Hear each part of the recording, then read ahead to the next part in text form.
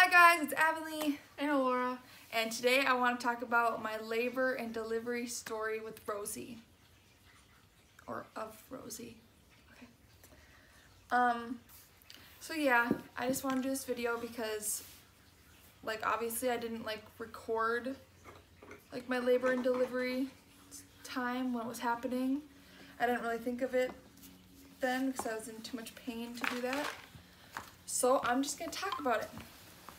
And I have a nice little baby book here because it has all of the stuff that happened, or I wrote a lot of the stuff down so I wouldn't forget it, because if I try to tell it without reading anything, I'd probably forget a lot of stuff that happened. So yeah, so we're just gonna start.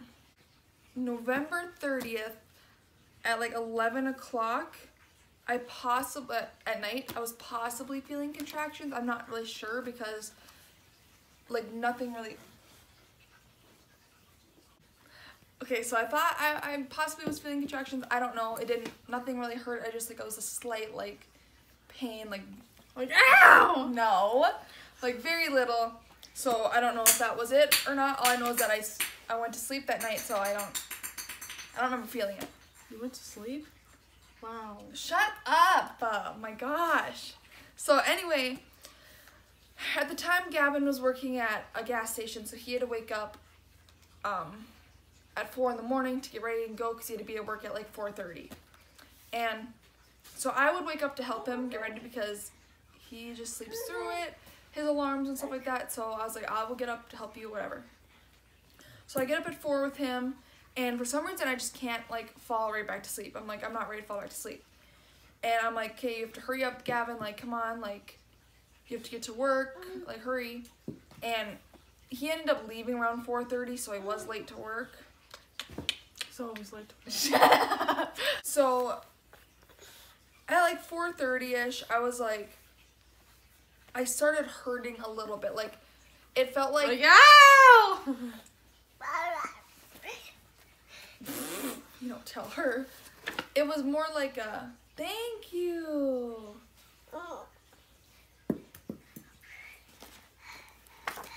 It was more like a if I had my period and I was having a little bit of cramps, or you know when you have to poop and you get cramps.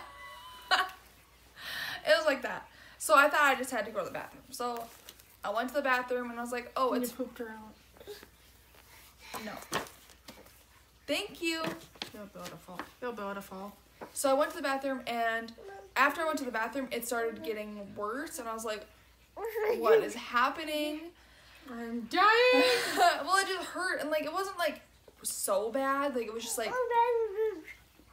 it would hurt, and then I realized after it was probably about 4:50 that I realized I should probably start timing them to see if it's contraction. It was about 4:50 when I started timing them, because I was are they going away? I didn't even realize if they're going away. Well, I started timing them, and they were stopping, and they'd stop for a few, maybe a minute or so, and then they'd come back. Let's see what I wrote. So I wrote that they would come back 4 to 5 minutes later, and then they would just keep going like that. Well, I remember reading online oh, if your contractions are 4 minutes apart for an hour, then you can go in, or something like that. But I wasn't even sure if I was really in labor, because I was I don't know, online it's oh, your stomach's gonna hurt, it's gonna tighten. But the only thing that hurt on me was my lower back. So it was just my back that was hurting, just my back, and everything was just hurting. And I was oh my gosh, this is the worst cramps I've ever felt. I was texting Gavin. I was at around 5 o'clock, I was Gavin, I'm hurting. And this was she was due on the 28th, so she was I think it was 3 days after. I don't know what's happening. Do I put in my password so she doesn't lock up the computer? It's really, really hurting. I don't know if it's labor. I don't know if it's just hurting. I don't know. And he was why don't you call the hospital or whatever and see what they say. So I called them, and I was hi, I don't know if I'm in labor. I'm not sure what it's supposed to be you know. but I know that I'm in a lot of pain and it's been going away and coming back.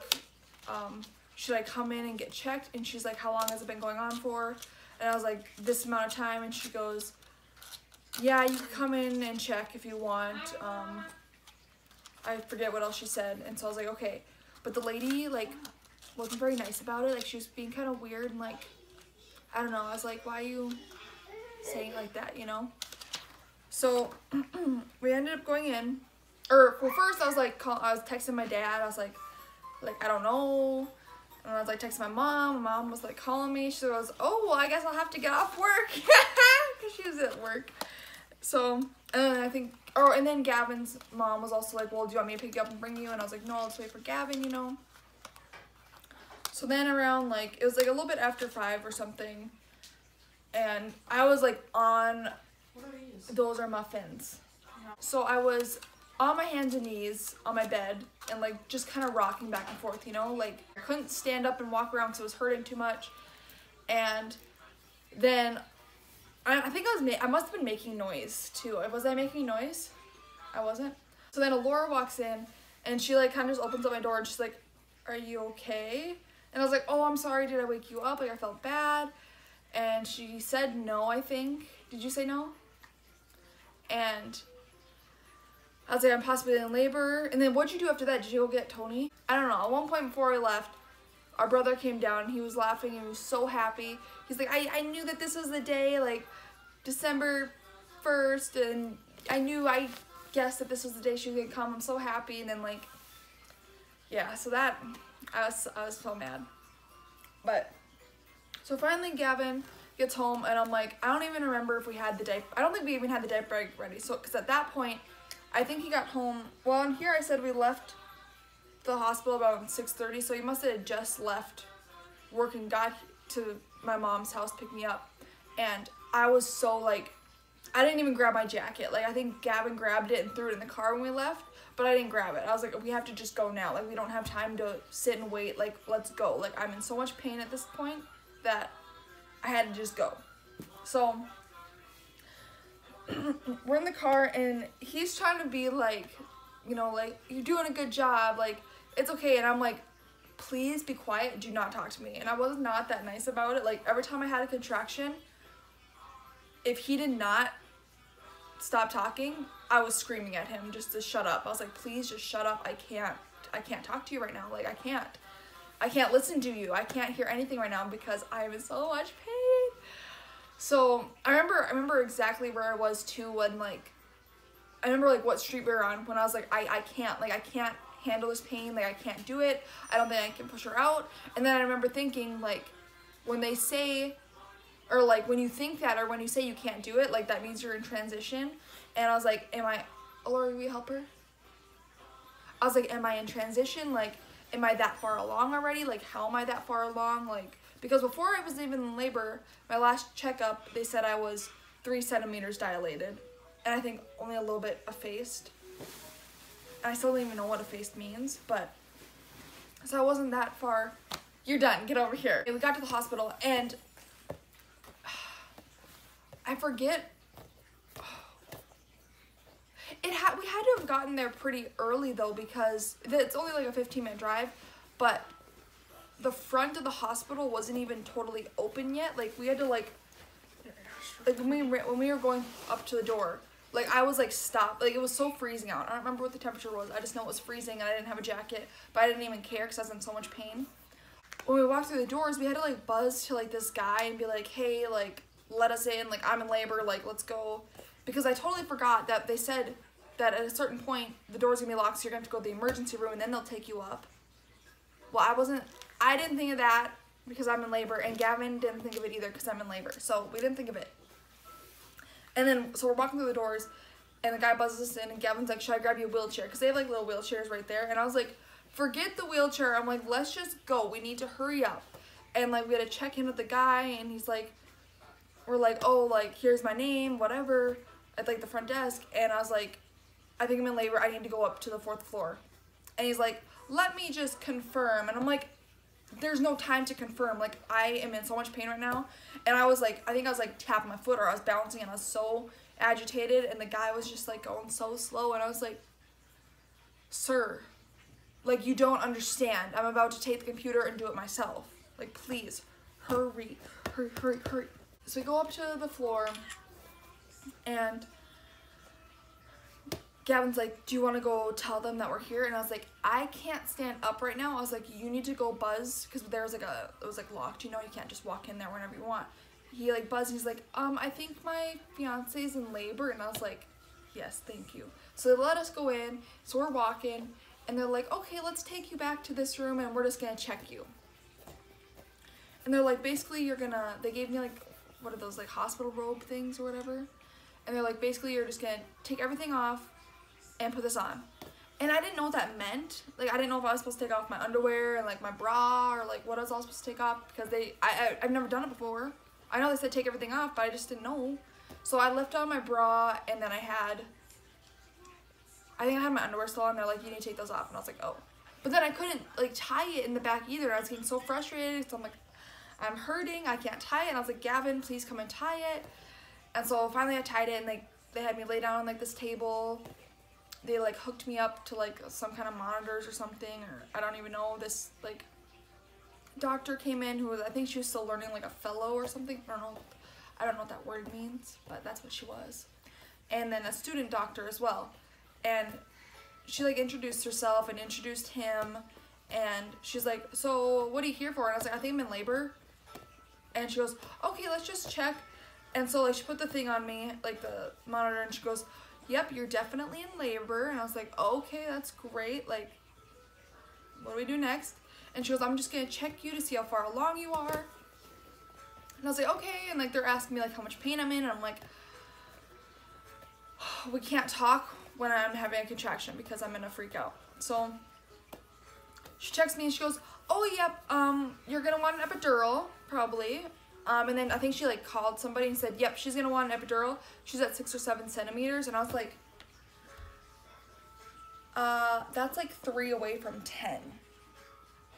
So I was like, oh, okay. So they hurried up and got me to like a delivery room, and they're like, are you gonna want an epidural? And I was like, I don't care at this point, because before labor I was like, I'm gonna do it without an epidural because I'm terrified of needles.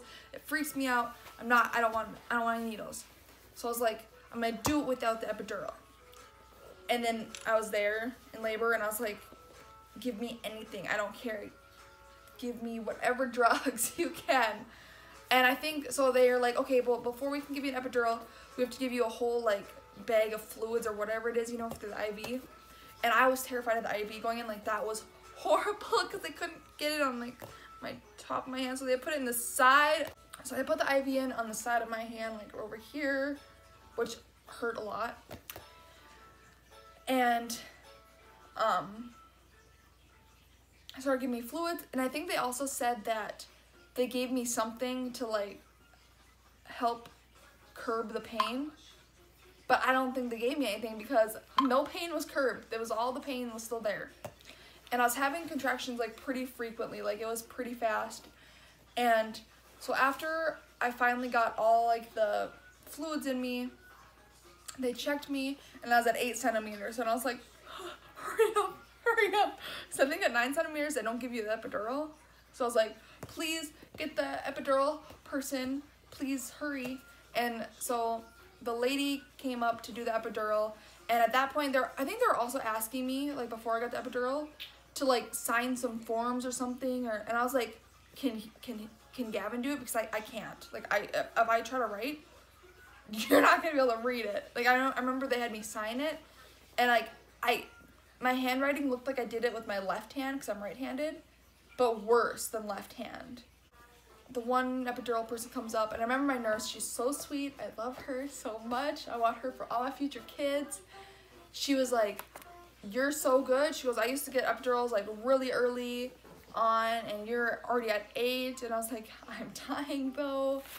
And like, I remember like, I thought that they would have to like, before they could put an epidural, like give you an epidural, they'd wait for between contractions, you know, because if you're having contraction, like you can't focus, like, you know, you can't like stop moving.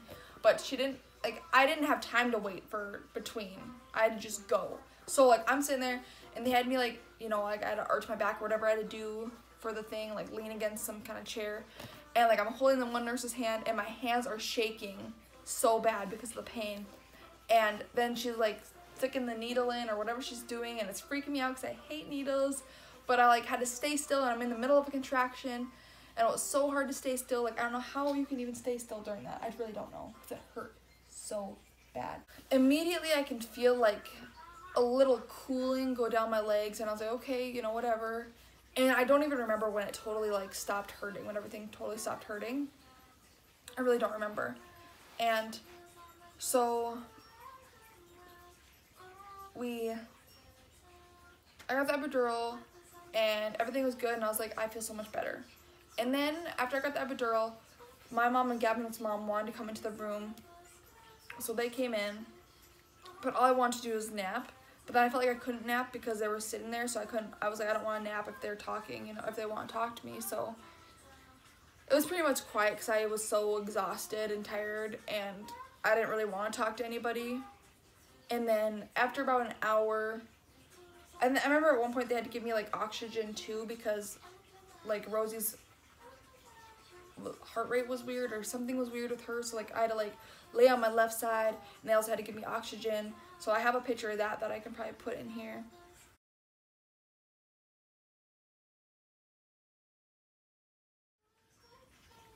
But after about an hour, they checked me, and I was like 9, but I had been 9 for a little bit of time. So they ended up breaking my water, which was, I did not like that. That was really weird because they had to like take the little like instrument, and I could feel, like, it didn't hurt, but I could feel it, and I did not like being able to feel it. And they had like the one like learning doctor try it, like the guy, and I thought Gavin was like gonna strangle him because he was just staring at him. Oh, and then at this point my mom and Gavin's mom were out of the room, but he couldn't get it, so then they had to have like the fellow doctor, the girl, do it, and she got it instantly, and I was like, so then they broke my water, and that was weird. And then they also noticed that I had some, what is that word? Meconium. So like, it means like when a baby like poops inside you or whatever, well, before you go out or before they get delivered, I think. So there's a little bit of that, so like they were just gonna be able to, they're gonna have to like watch like Rosie to make sure she was okay. So after about, you know, after they broke my water, I think they waited a little bit more until I got to 10 centimeters, and they're like, okay, well, we can start pushing. Well, I ended up pushing, I wrote in here, for like an hour and 4 minutes. And so Rosie was born at 12:29 p.m.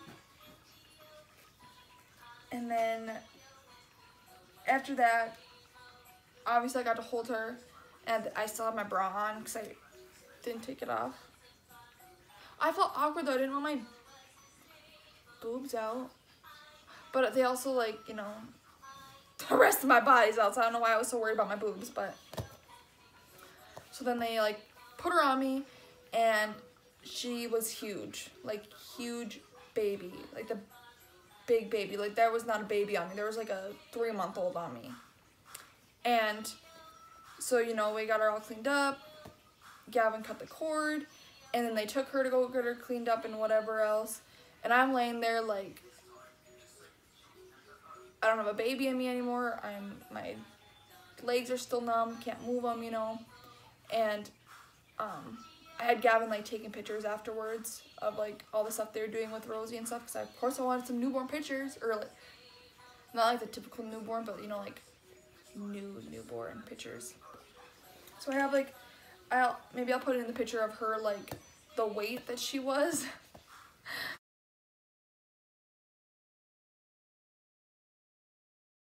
She ended up being 10 pounds 7 ounces. I don't know how she was 10 pounds 7 ounces, because I was not a big baby and Gavin was not a big baby. And I didn't gain that much weight during pregnancy either. I think it was only like, maybe like a little bit over 25 pounds. So I don't know how she got so big. And then, so we were in the hospital for the normal 2 days. We stayed 2 days. And the first day was rough because I hadn't slept in like 23 hours. And I was like getting like delusional, like not like delusional, but I was like freaking out because I was like, I need to sleep. And like Rosie had to eat every 2 hours, you know, and my milk still hadn't come in, and I was freaking out. And then it started to hurt when she was like latching on because her latch wasn't correct or whatever was happening. So I was bleeding.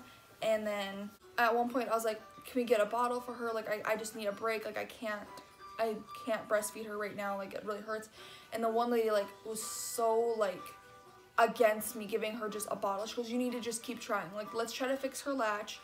She goes, I'm like a lactation like nurse. Like I can help you with this. And she goes, you really don't want to give your baby a bottle. Like, you know, if you can breastfeed, you should breastfeed, you know. And I was like, why are you telling me all this? I'm like, just give me a freaking bottle, like please. So I was like, just try to listen because I didn't want to be rude to her. And so she's like, let's just try to fix her latch. Just try. She goes, have her open up her mouth and whatever. So she tried to do it. And she goes, does that feel any better? And I was like, sure. I was like, no, but sure. Like in my head, I was like, no. But I just want her to leave. And then after she left, I was just like crying because it hurt so bad. And Gavin was like, why don't we just get a bottle? I was like, she literally just told me that I can't give her a bottle. Like, I can't give her one. And then like the next nurse that came in, he's like, can we get a bottle, please? Because she's bawling right now. And she goes, yeah, for sure. Like, of course. And so like, got a bottle easy. That nurse was great. She didn't care if I gave her a bottle, you know. And that was, I think we only gave her 2 bottles, and then after that she was just totally breastfed, because after that I just, you know, it was fine. But for the first week it hurt. It hurts to breastfeed really bad. Yeah, and then they had to do all the tests on Rosie to make sure she was able to go home. And they noticed that like her like pulse ox wasn't high enough to go home. And they also did another test and noticed that there was probably some inflammation. So they had to put her in the NICU for 2 days on, I think it was like, on antibiotics. I forget what it was called. And that was hard for me. Like, I don't, like, to all, like, the moms that have to go through the NICU, like, I can't imagine. Like, I couldn't handle Rosie in the NICU for 2 days. Like, you know, and there's some parents that have to be in there for, like, you know, 100 days or, you know, more with their babies. Like, that's just horrible. And I was lucky enough to be able to stay at the hospital. They gave me, like, a courtesy room so I could stay there and, like, you know, feed her every 2 hours and everything like that. So it was pretty good. And then we finally got to take her home, and I was terrified to take her home because I was like, I don't know how to take care of a baby. Like, I don't even know if I still know how to take care of a baby. Like, you just do it, you know? It's just something you do. But I think that's pretty much it for my labor and delivery story. If you have any questions or anything like that, you can comment them down below. Like, share, and subscribe. And I don't know what my next video is going to be yet, so we'll see on that one. Bye. I don't know why I put my arm out like that. Bye. I was going to go like this, bye, but it's not over the camera.